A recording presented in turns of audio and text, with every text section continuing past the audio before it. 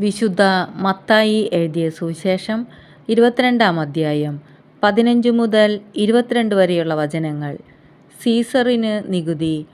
അപ്പോൾ ഫരിസേയർ പോയി യേശുവിനെ എങ്ങനെ വാക്കിൽ കുടുക്കാം എന്ന് ആലോചന നടത്തി.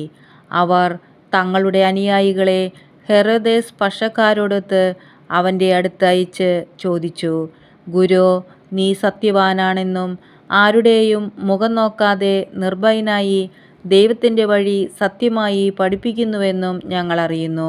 അതുകൊണ്ട് ഞങ്ങളോട് പറയുക, നിനക്ക് എന്തു തോന്നുന്നു? സീസറിന് നികുതി കൊടുക്കുന്നത് നിയമാനുസൃതമാണോ അല്ലയോ? അവരുടെ ദുഷ്ടത മനസ്സിലാക്കിക്കൊണ്ട് യേശു പറഞ്ഞു, കപടനാട്യക്കാരെ, നിങ്ങൾ എന്നെ പരീക്ഷിക്കുന്നതെന്ത്? നികുതിക്കുള്ള നാണയം എന്നെ കാണിക്കുക. അവർ ഒരു ധനാറ അവനെ കാണിച്ചു. യേശു ചോദിച്ചു, ഈ രൂപവും ലിഖിതവും ആരുടേതാണ്? സീസറിൻ്റേത് എന്ന് അവർ പറഞ്ഞു. അവൻ അരുളി ചെയ്തു, സീസറിനുള്ളത് സീസറിനും ദൈവത്തിനുള്ളത് ദൈവത്തിനും കൊടുക്കുക. ഇത് കേട്ട് അവർ വിസ്മയഭരിതരായി അവനെ വിട്ടുപോയി.